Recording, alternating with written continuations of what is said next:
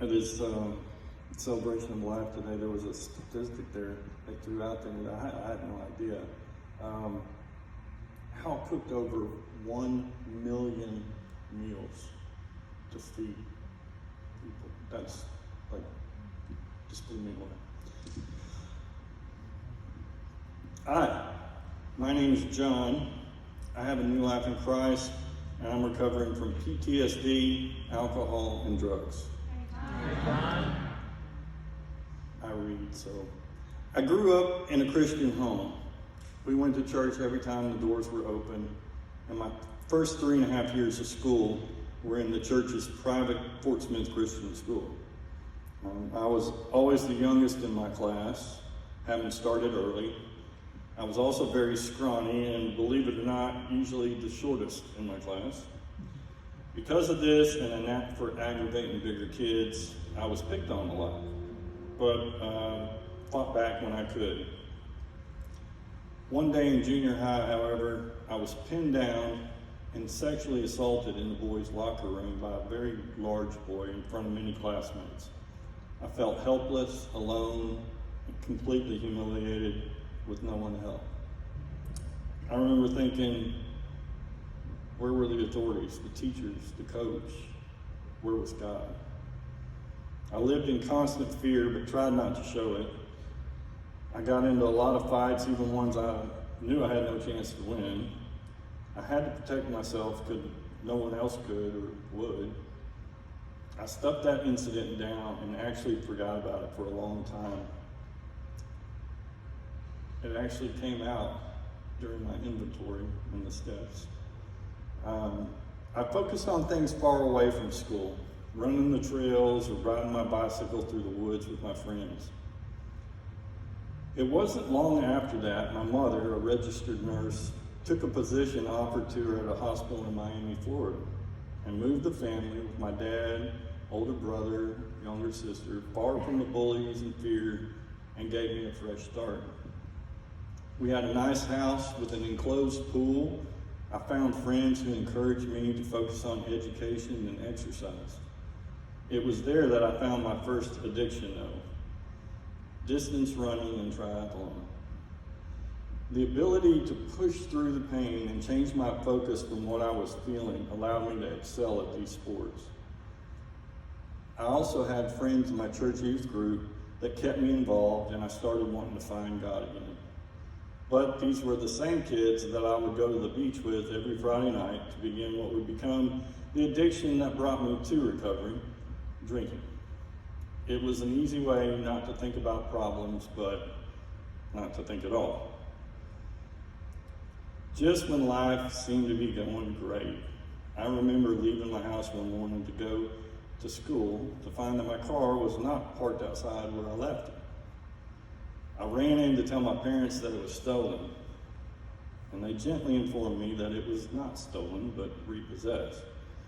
This was when I learned that my parents had been struggling and were filing bankruptcy brought on by several uncontrollable events. They informed me that they were planning to move back to Arkansas once I graduated. Shortly after we moved into an apartment, I drove an old junker that we got for $200, and I tried to figure out where my future was going.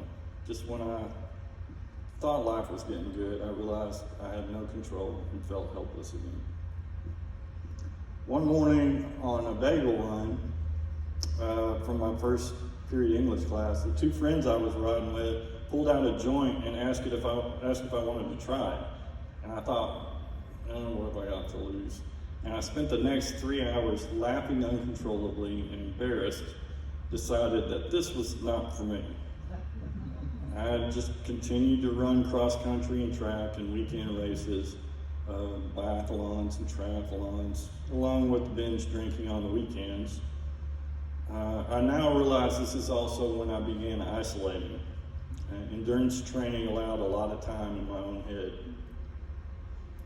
But as graduation closed in and friends were being accepted to colleges, I had no idea what I wanted to do with my life. I had no money for college. I certainly didn't understand why my family would ever think I would want to move back to Arkansas with them. So I decided to join the Army as a radio teletype operator. Me and my relatives had served in the military, so it seemed a natural choice as a duty to my country. My dad was a Navy veteran and really wanted me to follow in his footsteps, but I couldn't imagine being out in the middle of nowhere for weeks at a time on the water. I'd rather go camping, I said. So joining the Army really was a great move for me. It would give me time to think about what I wanted to do with my life, and the Army College Fund to help me afford the education. And I excelled. I received the battalion's Iron Soldier Award in basic training for completing all the tasks at the highest level, both physical and mental. I was promoted quickly. I found something that I was good at and had some control over the outcome, I thought. Then near the end of training, I received news that my childhood friend James had joined the Marines. He'd taken his life in boot camp because his girlfriend broke up with him. And then a few days later, that a high school acquaintance, he was killed in a wave runner accident on the Intercoastal Waterway. We were too young for death, weren't we? Next, I was stunned with orders for a 2-year tour in Germany. Germany? The only thing I knew about Germany was from watching Hogan's Heroes. And they were a bunch of uptight people in a cold, gray world. Really, God? Feeling helpless again and very alone. In March of '89, I arrived in Germany and was assigned to a signal unit. Yeah, it was cold and gray, but I got to spend a lot of time camping in the woods. And it was also legal for me to drink at 18, and every town had its own beer, and so we were on a mission to try as many as possible. I remember my roommate and I even tried to stop drinking for about a month to see if we could do it. It was hard back then in the early years. That first cold, gray winter led to summer. Summer in Germany, wow, just a beautiful place. What a truly, truly incredible place for about 4 months of the year. It was actually worth putting up with the winter. The next year I had a choice to make though. I could spend my last year of enlistment back in the States, or add another year to my tour and go school with the guys I've been training with for a new job. I still don't exactly remember why, but I chose the States and waited, and I landed a cush temporary job sending teletype messages across the Atlantic to and from soldiers' families. I kept up my distance running and even ran the Frankfurt Marathon in November of 1990. 26 miles of rain and cold, pure determination. With all my brothers in arms that I've been training with now in school, and a tyrant named Saddam Hussein invading Kuwait, the Army decided that I would be more useful in Desert Storm. I remember hearing about the landmines Saddam had placed along the border and how an estimated 100,000 ground troops would die in the first 24 hours of the invasion of Iraq. I just happened to end up 2 miles from that border with a group of soldiers I'd never met before, an armored infantry unit, anti-aircraft platoon supporting a company of 3 M1 Abrams tanks out of Fort Stewart, Georgia, who seemed a little unsure about this radio operator from Germany. I tried to get to know these guys and let them get to know and trust me for the while that we waited for the order to move. That waiting felt like Saddam had a gun loaded and cocked up against my head, just waiting for it to go off. It's hard to explain, but I had truly accepted my fate. It was then that I started drinking coffee and smoking cigarettes to stay awake for those middle of the night guard shifts. Things this triathlete and marathon runner once condemned other weak-minded people for. But I remember making a deal with God one night while I stared up at what looked like more stars than space between them. That if he was really there and got me out of that place, that I would change my prodigal life and dedicate it to him. I mean, what did I have to lose, right? Like I said, I truly accepted my fate. call did come. We rolled in. We captured, shot up, and destroyed. Doing things I trained for but never expected to do. Doing things I never imagined I would do. Doing things I still shudder at having done. Seeing atrocities I could never have imagined possible. The first 24 hours went by fast. Then days of this nightmare that just seemed to keep stumbling through, waiting for my fate as I soaked up this crazy experience. And then the news. It was over. We were done. Next thing I knew, I was back in Germany with my friends, then back in Arkansas for a while with my family. How was this even possible? I was supposed to die. I truly accepted that. Now I'd have to live with myself, the shame and the guilt. Then back in Germany to finish my last year of enlistment. True irony. I found that drinking more wasn't enough to fade the feelings and memories, so I started smoking hash, one of the purest forms of THC, the drug in marijuana. This led to a new addiction that truly wasted many of what should have been the best years of my life. And I also experimented with hallucinogens, but by the grace of God, avoided the harder drugs of heroin, meth, crack, cocaine. Some of my friends were trying, because I knew I would like them way too much, as alcohol, nicotine, and pot had consumed me. I saw friends being dishonorably discharged from positive random drug tests. So when given the opportunity to get out of the Army 6 months early, I jumped on it. Finally, back to the States. I came back to the family in Fort Smith, still very confused about why I was still alive and why I'd gone through what I had, and quickly found my drug connections. But with help from my mom, decided to go to school for physical therapy. It was, again, only by the grace of God that I was able to make the high grades required to get into the assistant program while digging deeper into my drug and alcohol addictions. But now I had goals, a purpose. These goals helped me keep my mind focused and off the thoughts that haunted me. I'd finished the classroom work and was in clinical rotations when I arrived at one of my 6-week clinicals to be, surprisingly, given a cup to pee in. I wasn't stupid. After Desert Storm, while in the Army, I learned how to get around urinalysis tests if I had a few hours notice to flush my system. But this time I had no warning. And the next day I was called in and released back to my school to face the consequences. I'd picked that rehab hospital to do my clinical because it was close to my parents and that gave me a place to stay. I remember being so humiliated and sobbing as I told my dad how I'd thrown away all my education. And he surprisingly wasn't angry with me. And he tried to convince me that God had a reason for it. God?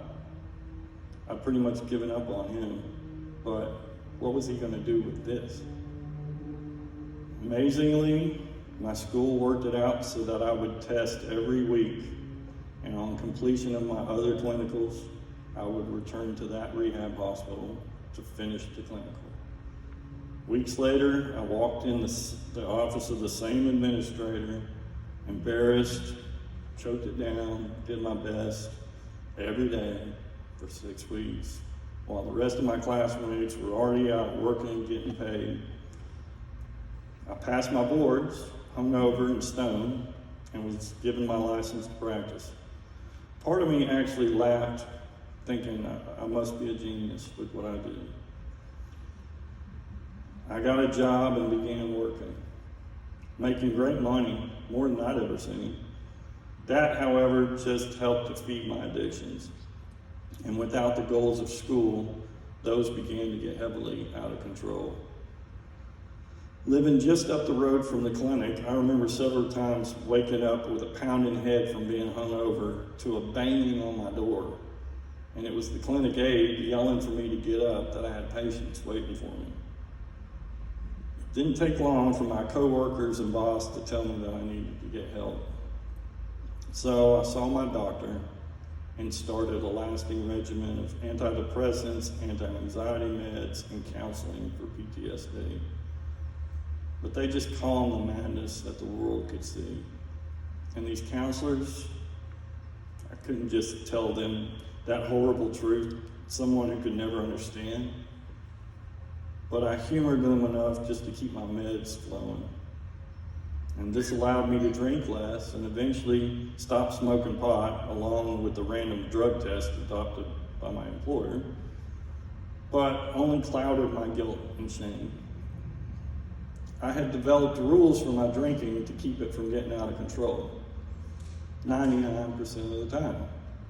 That's pretty good, right? Well, you do the math, and that leaves about 3 days a year where I would decide my rules weren't that important. I would disappoint people, verbally abuse those close to me, go into severe depressions and bouts of isolation, all of which eventually helped destroy 2 marriages. After my mom died from an unexpected heart attack brought on by an opioid overdose, and then a good friend was taken by cancer, I almost literally killed myself by alcohol poisoning one night. Found on the bathroom floor by my son, who was 14 at the time, who was scared to death and I was losing any trust or what little respect anyone had for me. Since the birth of my son, I had gradually gotten more involved in church and seeking God, to the extent that it didn't inconvenience my lifestyle too much. I even started listening to the Bible as I drove on my home health job. Why not? Hours in the car, radio got old, and I'd always heard that the only way to really know God was by getting into the Word. After listening to the New Testament through a couple times, one day I was overcome. I had to pull the car over and pray. I told God that I knew there were things in me that shouldn't be there. I asked Him to take away anything that He didn't want to be there and fill me with the Spirit. Amen. I knew this was a pivotal moment, but I didn't realize that it didn't happen all at once, or what that change would entail in God's time. That night on the bathroom floor I spoke of was a big part of my rock bottom, and I sought help. I spoke with my pastor, who suggested a counselor. A counselor? Really? I've been that route so many times, but no other suggestions were available, so I went. Something in me that day remembered once hearing the definition of insanity, doing the same thing over and over, but expecting a different result. So this time, I told him the truth, the whole truth. At the end, he asked me one of the hardest questions I'd ever been given. John, do you think you're an alcoholic? The term functional alcoholic had passed my lips a few times with a little chuckle, but I'd always just kind of laughed it off. This time was different though, and I knew the answer as I said, yeah. Then it felt like something inside me screamed as I sat there listening to the next, even harder question. Would you be willing to do something about it? That took a little longer to answer, but I knew if I wanted something to change, for the insanity to stop, I'd have to do it. So I said yes. And he went on to tell me how there were Christ-based 12-step programs that help people with all kinds of hurts, habits, issues, including alcohol, drugs, lust, anger, depression, anxiety, grief, finances, and more. I went home that night, looked online, found a meeting for the next night. I've never looked back. I truly realized what it means to have a relationship with Jesus Christ through doing the step study.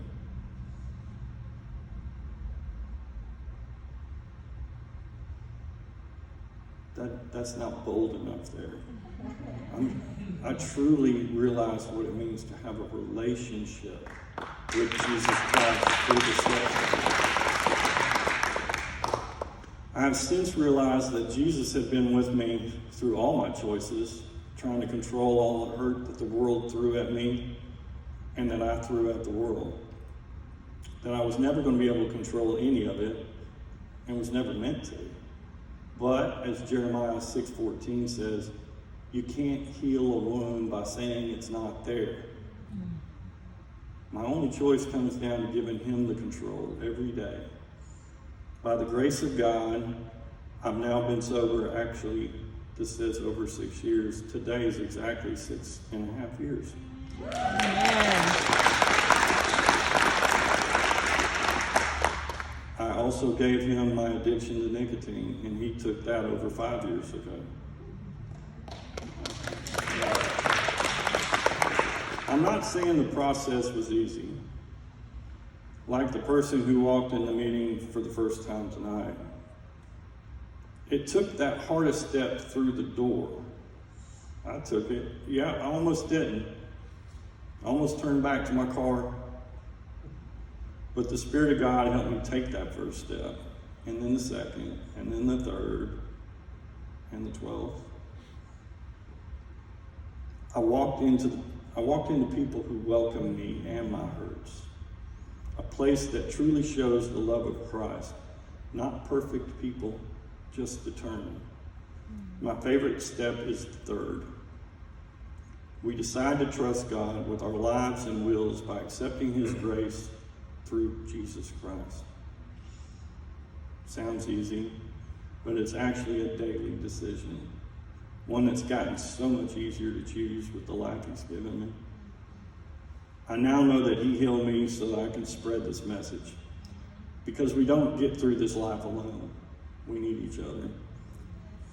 That's why his word says in James 5:16, therefore confess your sins to each other and pray for each other so that you may be healed. I don't have to isolate anymore, trying to hide my secrets. I can now share them. These troubles that once weighed me down now no longer weaken me. They give me strength to show his strength. I'm so very blessed and continuously amazed as I'm privileged to see his power work in so many once very broken lives, as I now help to lead in our regeneration program. This alongside a wonderful woman that he's put in my life by his perfect timing, that he also has brought from rock bottom to share how his incredible love can restore, renew, and completely redeem broken lives and broken people.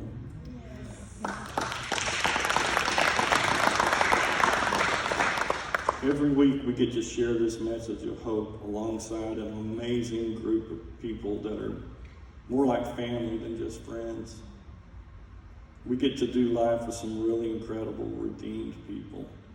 It really is amazing how, as 1 Corinthians 1:27 says, God chose the foolish things of the world to shame the wise. God chose the weak things of the world to shame the strong. I'm continuously amazed, as I am now speaking these words, that he's used the bad decisions and choices that I've made to show his power to change. All I had to do was take that first step. To the newcomer, you've already taken the hardest step, walking through the doors for the first time. This redemption does not happen overnight. It is a process. What I know is that I would not be the sober man of God I am today if I were the only one showing up every week. I'd still be talking to myself, listening to myself, continuing my actions of insanity as I was before. It required me to listen to the words of these others in the small group, gradually sharing my struggles and starting on step one and keep coming back. I belong here, I'm needed here, I have a purpose here and a mission here. You also belong here, are needed here, and have a purpose and a mission here. I hope that you realize that you were brought here for a reason. But today, just be welcome and keep coming back every week. Well, God has finally taken me up on that deal I'd conveniently forgotten that I made so many years ago in the desert when I said, if He'd get me out of that place, that I would change my prodigal life and dedicate it to Him in His perfect time. I've found that I have other character flaws that need to be addressed, and know that in His time, in His perfect time, He will take them all or use them as He has with this messed up life to give hope to the hurting and mend the broken like I was. 2 Corinthians 12, 9 and 10 says, "But He said to me, my grace is sufficient for you, for my power is made perfect in weakness. Therefore I will boast all the more gladly about my weaknesses, so that Christ's power may rest on me. That is why, for Christ's sake, I delight in weaknesses, in insults, in hardships, in persecutions, in difficulties. For when I am weak, then I am strong." Thanks, y'all, for letting me share.